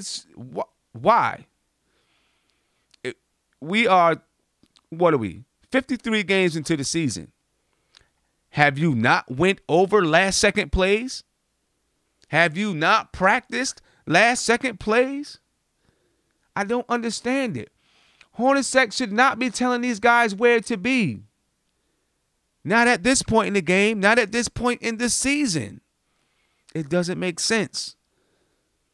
Jared, if anyone is going to be telling people where to be on the floor right now, it should be Jared Jack. He's the point guard. He's the leader on the floor. He should be telling people where to be. Courtney Lee telling somebody where to go. Jeff Hornacek telling somebody where to go. Why? Doesn't make sense. Doesn't make sense. Now here we go. Look at Courtney Lee. Look at him. Look at him. He's going crazy trying to tell people where to be. That means we don't know. Courtney Lee complained about this in the beginning of the year, that guys don't know the plays. Guys don't know what to do. And it's obvious here. It's obvious. It bothers me as a coach. Because I coach AAU, and I know we go over last minute, last second plays. We go over situational basketball. I talk about with my coaching staff, what will we do in this situation? We talk about it before it happens. We talk about each player, their skill sets, what they can and cannot do, who we will use when, where, how, and why. So that when those situations come, we know exactly what we want to do. We know exactly who we want to play. We know what their roles will be. That's what the regular season is for. So you can find out what your players do. So you can find out how your players play. How do they react in different situations?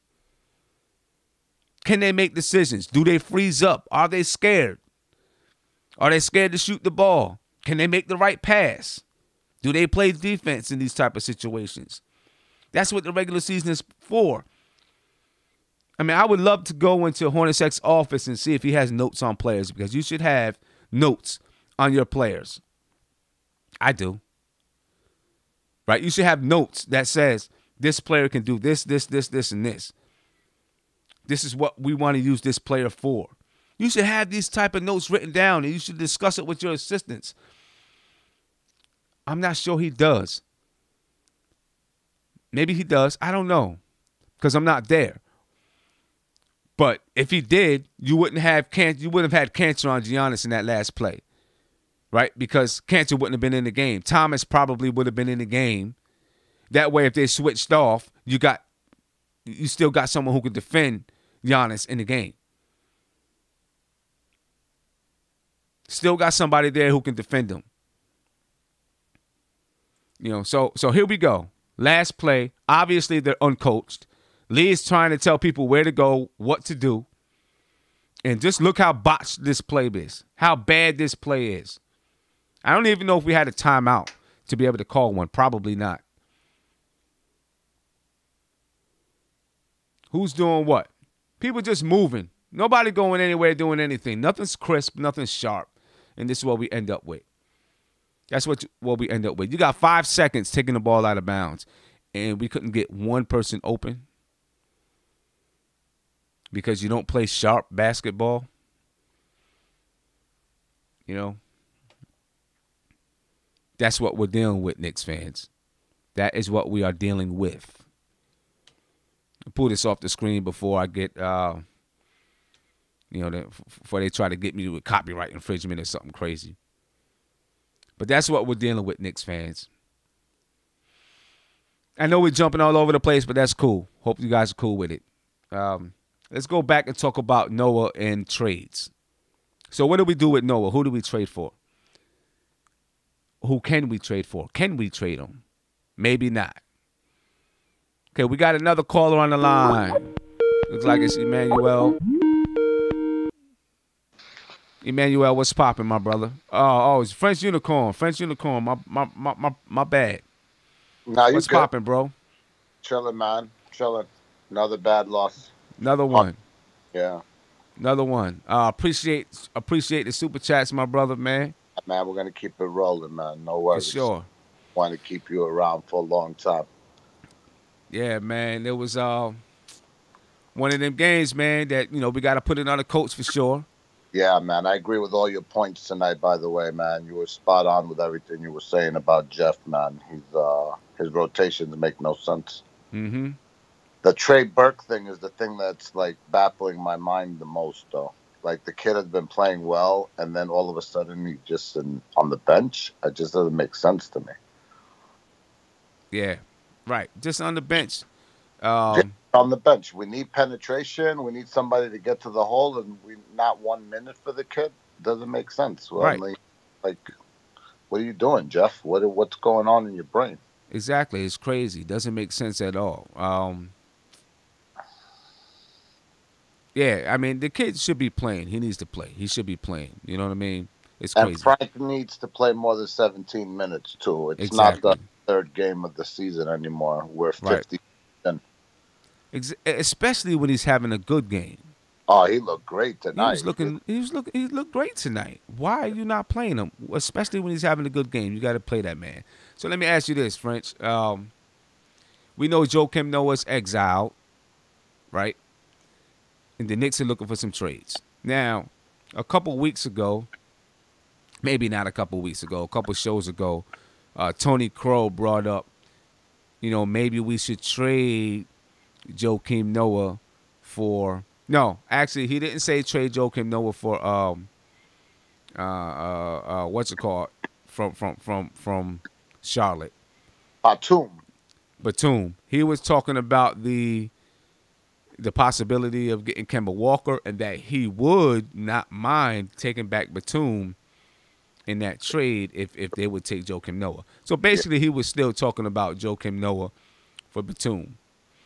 The thing about that, I'm not too crazy about it, and I don't even know if this is on the table. This was something that came up. I seen it, seen another Knicks fan talking about it, or somebody talking about it. But Batum's contract goes until 2021, I believe it is. And $22 million the last year. $27 million. $27 million. $27 million that last year. That's a lot. That's a lot for that last year. That's the type that could cripple you for 2-3 years. Exactly. And I like Batum's game. I think that he could fit. He's athletic. He could pass. Mm-hmm. He's a wing. He's a two-way player. He plays deep. But I don't want to go down that road. I'd rather keep Noah and just deal with the headache than have to deal with adding more salary. Yeah, exactly. And what is Kemba going to do for us? We already have like 15 shooting guards. This trade that I saw earlier, and I responded to it, and I was like, nah, I wouldn't mess with it. It was just someone saying I would take Batum for Noah, they would do that trade because Batum would be able to at least play and produce for us. So you'd be getting something for the money. But we'd be adding in that last year. I mean, we'd be adding probably almost $40 million in salary because he makes like Joakim Noah makes 18 this year and then or 17 this year, 18 next year, and then 19 the year after or something like that. And Batum is already in the 20s. He's already making like 22 and then 24 and then 25 and then 27. So you're adding, and then you got an extra year. That's $27 million. You're adding like $40 million to that, to the salary cap and the extra year. Right now, we have no guaranteed contracts in 2020. None. Zero. Zilch. I'd rather keep it that way too. Exactly. Think about that. Anyway, even if you trade for Batum, you don't know if Hornacek will play him. He'll probably right. You know what I'm saying? You don't know what Hornacek is gonna do. So, oh well, I don't know about this guy. Exactly. Might not play him. I'm gonna play Trey Burke now. Just like he's just, I don't know, baffling. The whole thing is crazy to me. And then you're playing Jared Jack 34 minutes, 8-minute, 9-minute stretches at a time. Now, tell me about it. At the end, you could see that the guy's like struggling, man. But nobody's gonna pull themselves out of the game. Like the coach's job is to see, hey, let me put Frank back in or something. Right.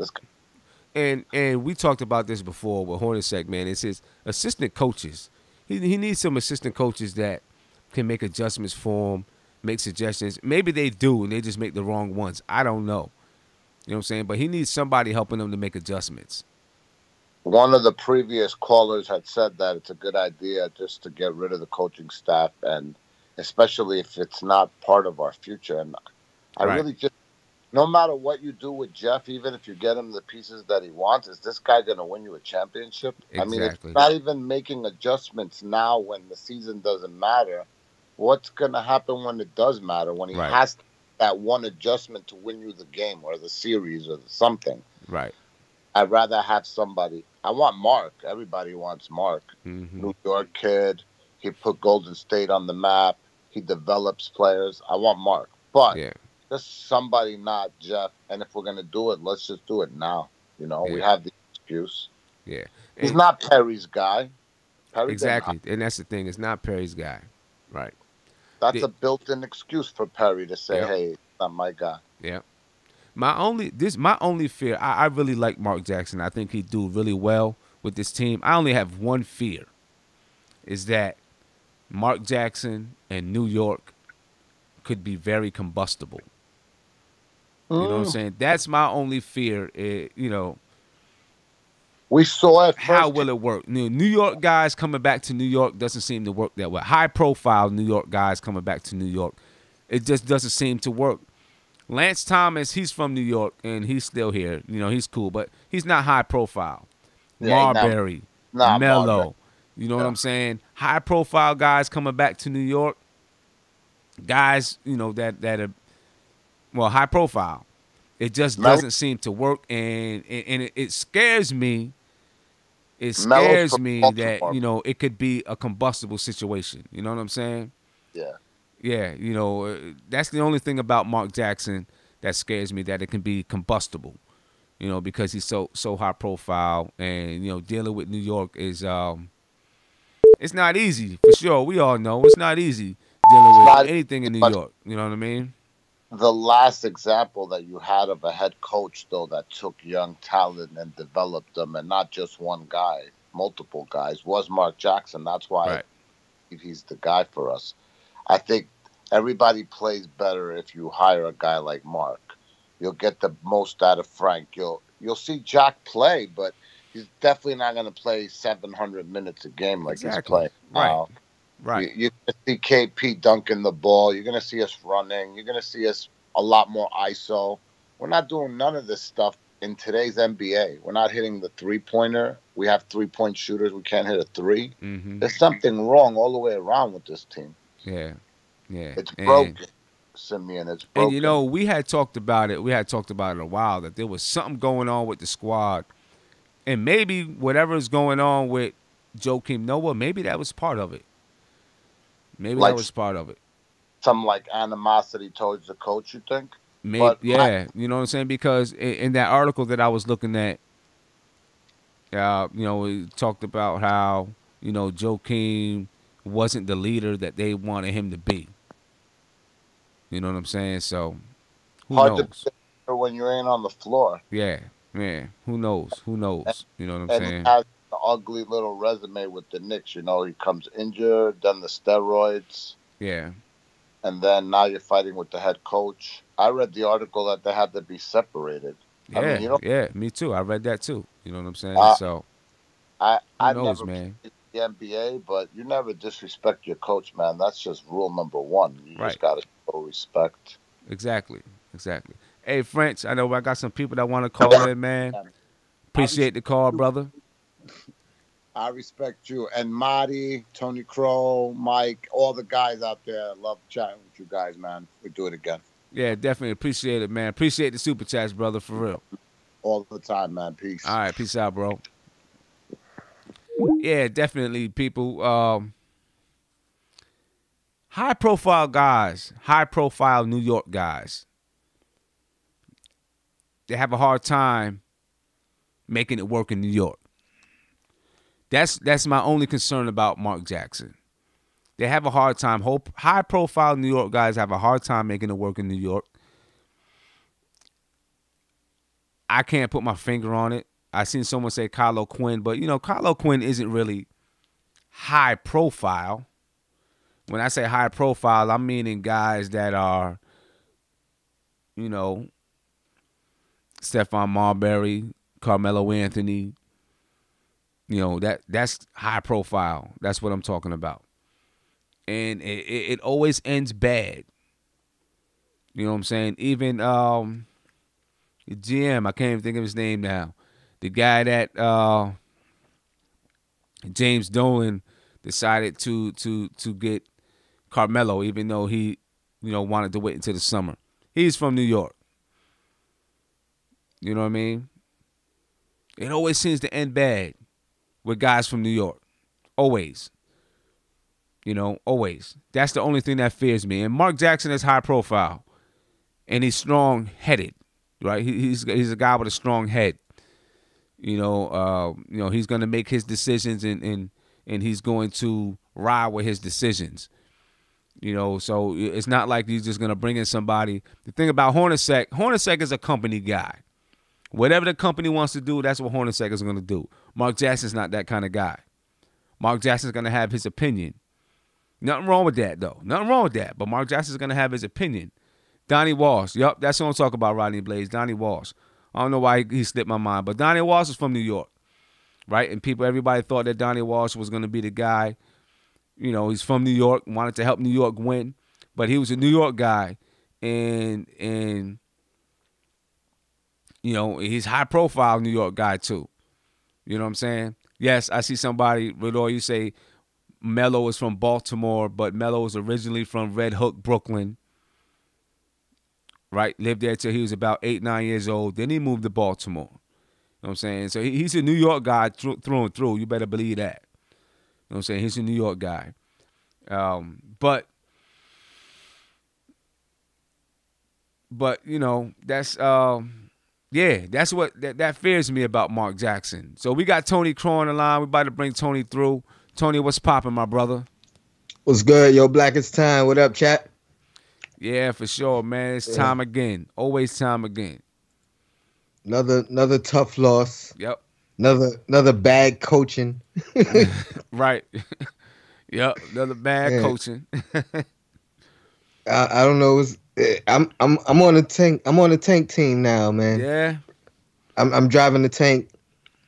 Anybody want to join the tank? Driving Come on. the tank. You in the front of the tank. You up there. I'm in the front. You holding the joint with the gun, ready to blast off, huh? I mean, the way I look at it, there's a lot of good talent coming in the league this year. There's about five about 5 good centers, about about 5 good small forwards. So we get a top 10 pick. I think we'll be okay moving forward.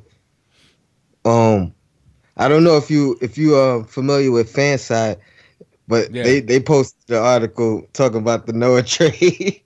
Talking about Noah for Dang. Yeah. Yeah. So I mean, you know, I think that's the best case scenario as far as moving them.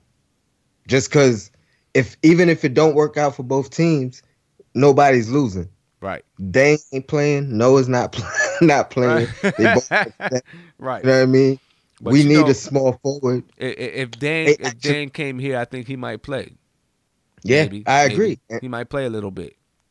And not for nothing, I think Noah might play in LA. He might. And Ball is the perfect kind of point guard for Noah. Oh yeah. Somebody get him the ball in the position to score, you know? Yep. I agree with that. But we'll see what happens. Only a couple days left. Yeah, a couple days left. Today's the 3rd. Well, it's the 3rd now. It's the 3rd now, yeah. You know, so we got 5 days. Something's gonna happen with the Knicks within these 5 days. It's too quiet on the Knicks front. Like, we haven't really heard about anything really taking off. I think something is gonna happen on the Knicks front. You know, Kyle Quinn. Something's gonna happen with Kyle Quinn, I'm sure. I think that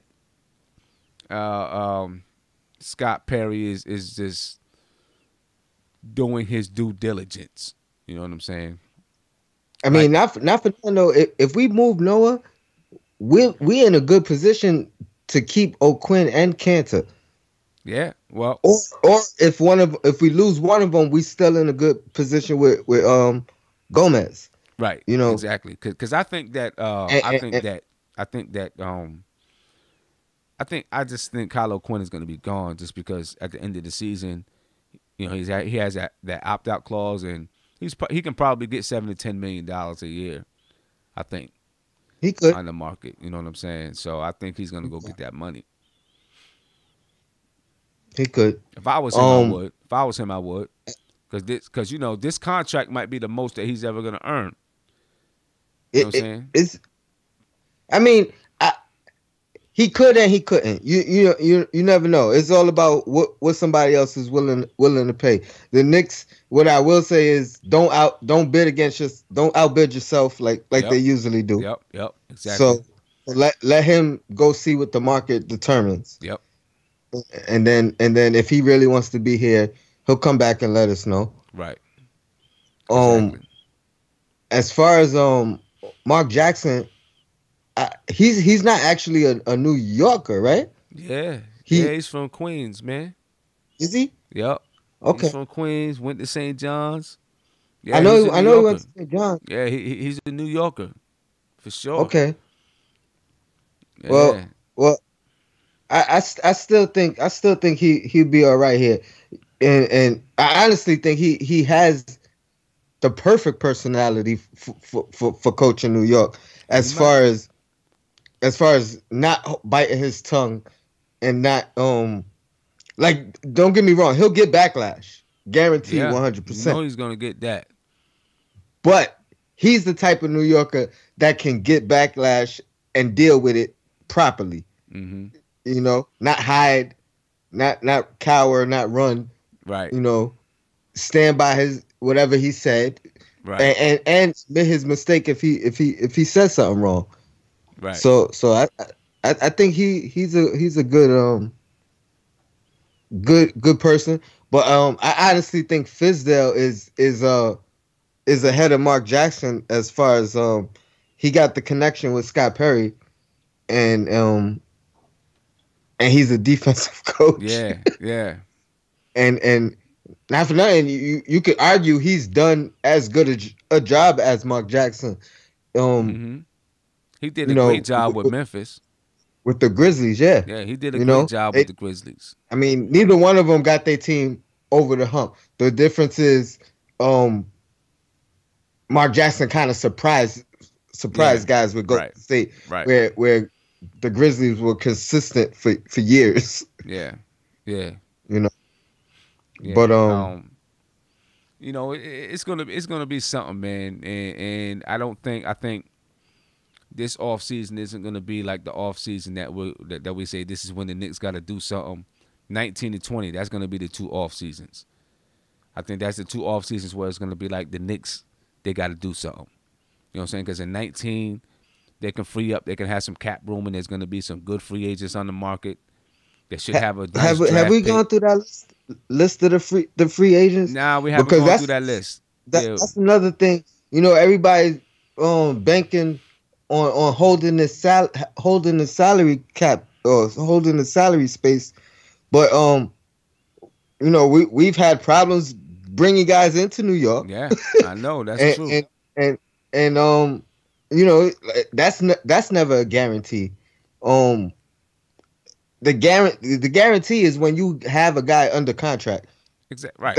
Of course. Of course. So sometimes, of course. I mean, it's tricky, but sometimes you gotta give up something to get something, and you gotta make the move to get the player you want, not necessarily draft him, not necessarily him signed to you. Right. You know, you gotta be open you gotta be open and prepared to take advantage of opportunities. So, you know, you gotta try to keep your salary cap flexible, have draft picks, you know, have young assets. You gotta have all these things so that when an opportunity comes, you can jump on. You have it. That's what Danny Ainge done. That's what he did in Boston. Beautifully. Absolutely. Right? He collected draft picks, collected young players, kept his salary cap flexible. So when it came time to make moves, he was able to make moves. Netted Gordon Hayward and Kyrie Irving in an off season. And I hate Danny Ainge, but he's a phenomenal GM. Right, phenomenal. Phenomenal. And he still has draft picks to use. That's what's crazy. He still has draft picks. Yes. You know what I'm saying? Two off seasons. Got Al Horford, one off season. The next off season, you go get Gordon Hayward, Kyrie Irving, and draft Jason Tatum. While you are a top 2 team in the East. How crazy is that? If you go back further and you look at the start of it, and you look at the big 3 and the trade for Garnett and the trade for Ray Allen, that's where it started. That's where it started. Because that team was a lottery team. Right. That team was the bottom of the East. Right. That's where it started. And turned it around in one season. Exactly. Turned it around. You know what I'm saying? And I mean, last offseason was phenomenal, in my opinion, was phenomenal for Boston. It was phenomenal. You know what I mean? Because, I mean, to be able to draft Jason Tatum, sign Gordon Hayward, trade for Kyrie Irving. Come on, man. In one offseason? They traded down for Tatum. Right. I mean, come on, man. It's crazy. Not for nothing. Tatum was my number 1 pick. If we had the first pick, that's who I wanted. Yeah, that's who I wanted. And I mean they were a top 50. I mean a top team in the East. While they did that, that's crazy. That's a phenomenal offseason. Offseason. You know what I mean? That's only the Celtics or the Lakers could pull something off like that. Exactly. Right. For real. You know what I mean? For real. You know, so it's like that's what we need Scott Perry to do right now. We need him to do some stuff like that right now. That's what we need him to do. You know, we need to, you know, be able to stack picks, stack players, so when the time comes, we can make a move. Because that was just crazy. That was just crazy that they did that.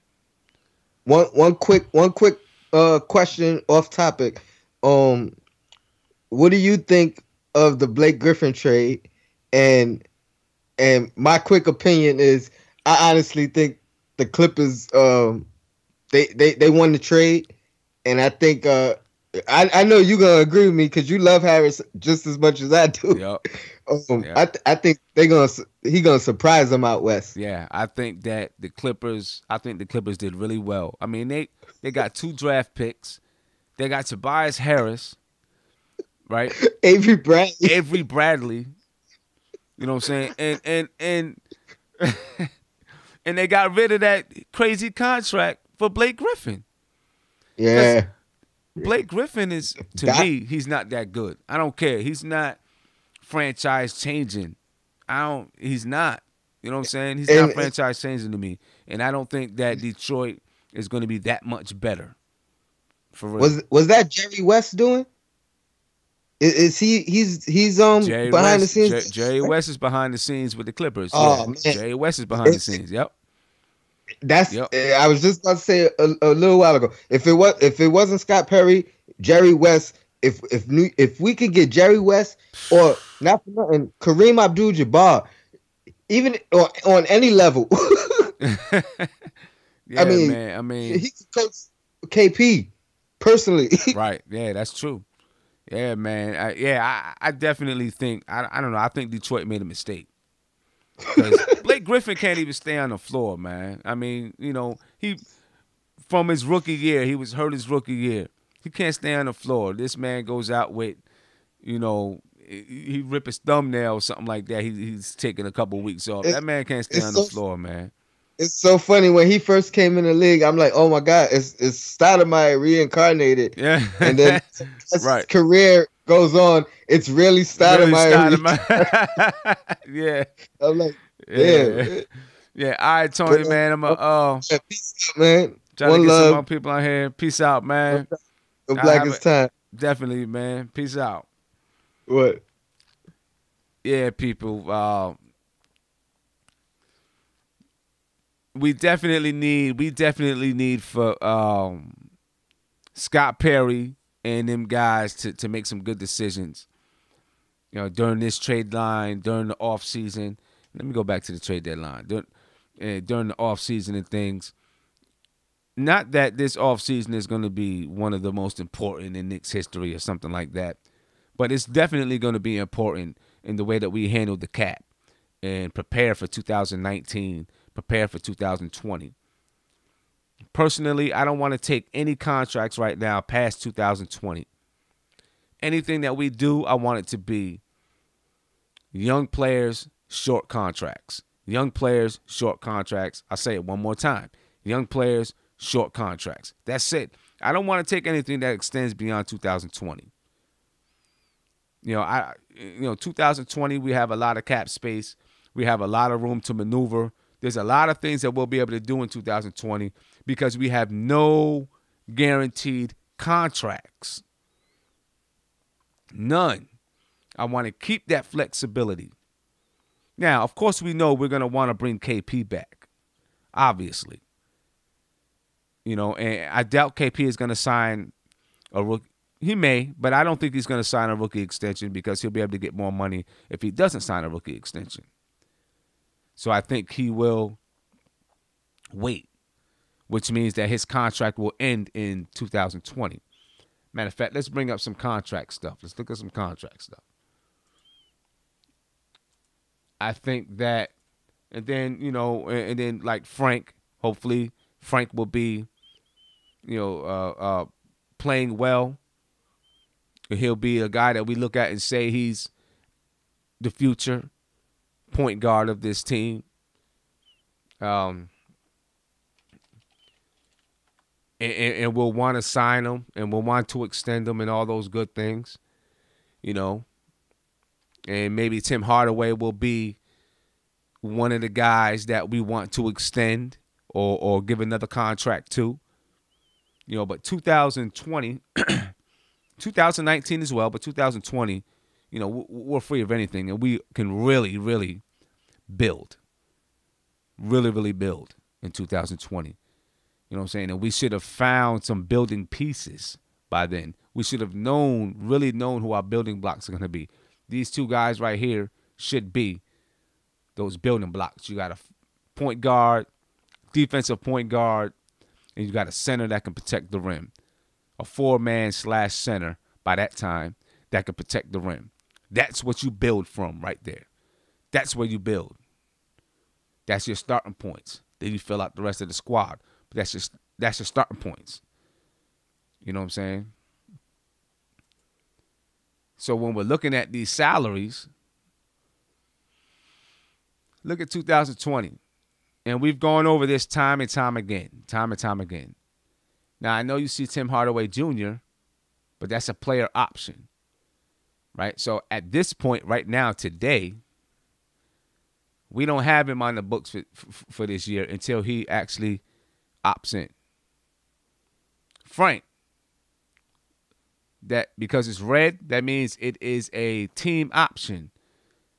There's a team option on whether or not we keep his contract.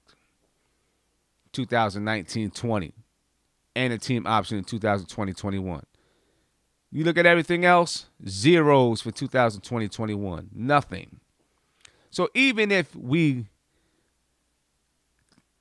Hardaway opts in, and we know we have a team option with Frank, and we know we're gonna take his option, you're still only talking about $25 million. Look at our payroll right now, $104 million. $25 million. That's $80 million that you have to spend. You know you're going to pay Kristaps Porzingis, right? You're going to pay him. Whatever his maybe is he going to get the max, or we don't know, but you're going to pay him. And then you got all this money to fill out the rest of your team. So it would be a grave mistake to take someone like a Batum, in my opinion, and have to pay him $27 million in this year. $27 million for Nicholas Batum. You know, you're throwing bad money after bad money, in my opinion. We want to keep this clear, because even 2019-20, and as Cantor comes off the books next year, we still have Joakim Noah. Maybe something changes there, but we still have $60 million, 104. Who knows what the salary cap is? But whatever the salary cap is, we might have some money in 2019 as well. These 2 summers, we should really be able to build this team out for those 2 summers. So we've got to be careful with whatever we do at the trade deadline, that we don't cripple 2019-20. We don't cripple 2020. Well, we don't cripple the summer of 19, and we don't cripple the summer of 2020. It's got to be our focus. That's got to be Scott Perry's focus. Lily Phillips, she said, what if nobody comes to the Knicks in free agency as usual? That's a very, very good question. Good question. But I think you have to prepare as if they're going to. You got to prepare for it, because you can't leave an opportunity on the table. You can't say, well, what if they don't come? I think you've got to prepare, and then if they don't come, then you got money. You don't waste it. You don't waste it, in my opinion. You've got to be smart. See, I've seen a lot of teams, and the Knicks did this back when they tried to get LeBron, and they didn't get LeBron. And then they paid all this money to Amari without insuring his back. And it killed us. It hurt us, right? Because then Amari, now I'm not, that first year, Amari was lights out. He was an MVP candidate for the first half of that year. And then, he played great that first year and a half, and then injuries started to set in. So, for the first year and a half, it was money well spent. And then, of course, we know what happened to him. The smarter thing maybe what we should have done is say, you know what? We have this money. It doesn't mean we have to spend it. Let's make sure, there's a floor. There's a certain amount of money that the NBA says you have to spend. So you have to spend a certain amount of money, right? If you have a whole lot of salary cap, no one wants to come sign with you, then you sign guys to get you to that minimum. Try to put together a decent team, but you don't blow all your money. You keep it, because you may be able to absorb somebody's contract for draft picks. There may be a player that is disgruntled and willing to leave, and because you have the because you have the salary cap space, you can absorb that player, right? You could trade a draft pick for that player or something like that. You know, so to me, you don't waste the money just because you have it. You have to be intentional with what you want to do with your money. If you have certain players in mind and you can get them, you get them. If you can't get them, I think you save your money. You don't just blow it on a player just to blow it on a player, just to spend the money, or to save face. You wait. You keep the flexibility. And then you find out, how can I use this flexibility? Because the cap space can be used in a lot of different ways. A lot of different ways to build your team. Danny Ainge did a great job being able to collect draft picks and use the salary cap wisely and spent his money on the right people. When Melo was available, he didn't jump, right? He said, I want to get somebody younger who has a little bit more of an upside. You know, people laughed at him because he didn't want to use those draft picks, but he saved it until it was the right time. We've got to have Scott Perry do that same thing. The same thing. Be smart. Don't waste it. Don't waste it. Because once you waste it, it's gone, man. It's gone. And then now you got to wait till those contracts clear up or whatever it is. Or if you're going to spend it, give somebody a contract for a year. You know, if that's the case. If you're going to spend it and try to compete or do whatever you're going to do, make it a short contract, a 1-year contract. Like Philadelphia did with J.J. Redick. They gave that man a $20 million contract for 1 year. 1 year. And then their salary will open up again. That's the way you do it. You want to spend it? Okay, spend it. Don't go over the salary cap. Make sure you're not in the luxury tax. You spend it, but you do it for 1 year only. And then you let that person go, or if that person works out, you keep it, or whatever it is. But that's the way we've got to use this cap. That's the way we've got to, you know, and so everything that we do at the deadline we've got to think about that cap. We've got to keep it in mind. Cap, young players, draft picks. Cap, young players, and draft picks. Before I get up out of here, let's talk about the New York Knicks and the Atlanta, I was about to say Falcons, the Atlanta Hawks. It's a game that we should win. Can't put nothing past the Knicks, but we should win. It's home, right? We're playing in New York. Game is at 12 o'clock.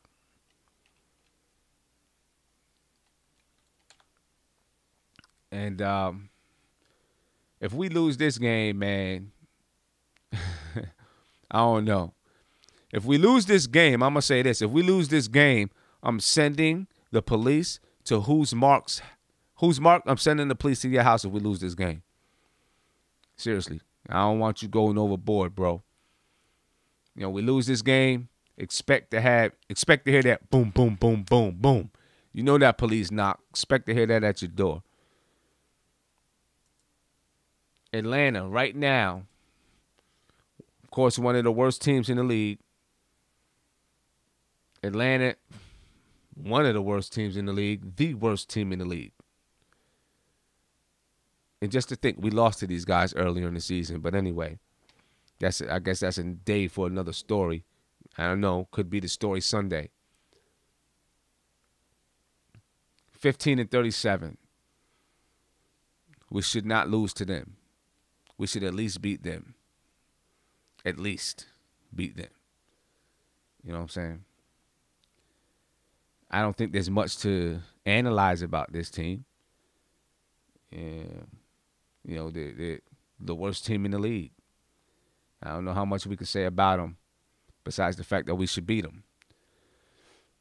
You know, I know some of you guys are probably saying that we should be right there with them, one of the worst teams in the league. You know, I don't hold to that. I don't hold to that. I like trying to win. But I just want to try to win with the young guys. That's it. I just want to try to win with the young dudes. But, folks, man, it's been real. It's really been real.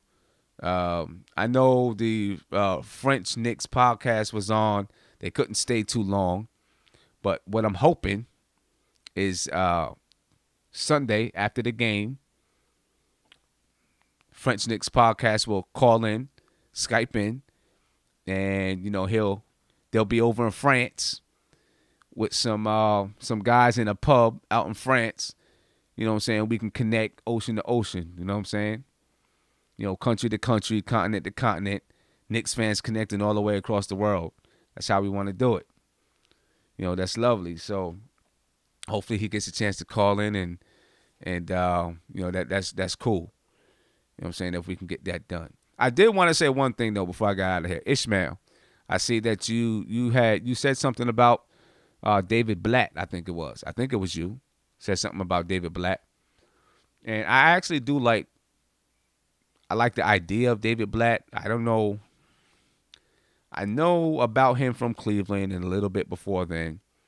What I do like about David Blatt is that, since we have so many European players, he understands, I think, how to coach European guys.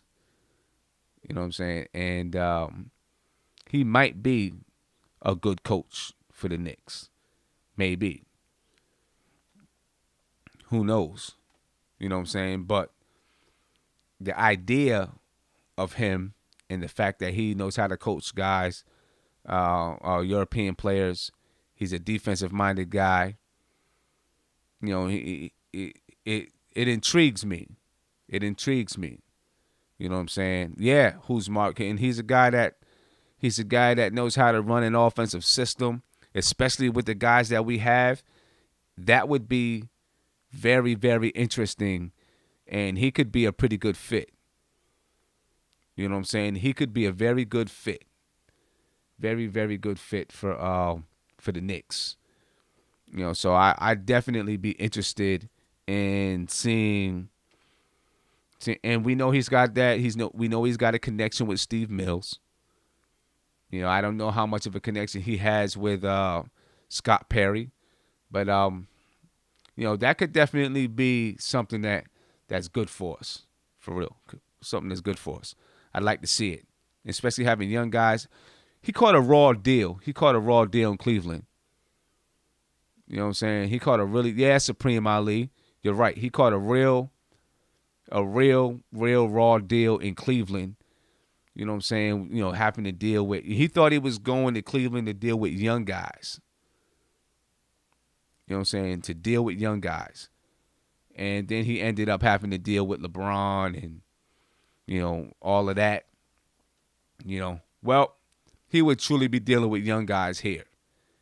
And I'd like to see what he could do. So, yeah, he's someone that I would support. I would definitely support having David Blatt come coach the Knicks, for sure.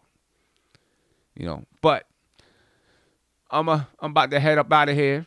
Before I go, I definitely want to give a shout-out to the French Unicorn, Mighty Knicks, Jeffries, Ventura.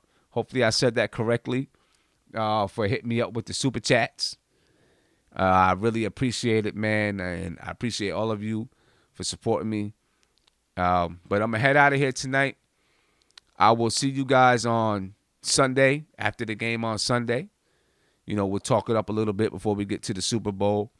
I hope the Patriots lose. I want the Patriots to lose. I really do.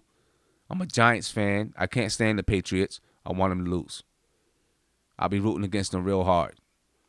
Even though, that means another NFC East team has to win. I'd rather have an NFC East team win than watch the Patriots win. Dead up. Dead up. Do not want to see the Patriots win. But I'll talk to you guys Sunday. All right? Be easy. Be peaceful. If you like this video, like this live stream, we're on after every Knicks game. Come join the chat. Enjoy the show. Check out these videos over here. And peace.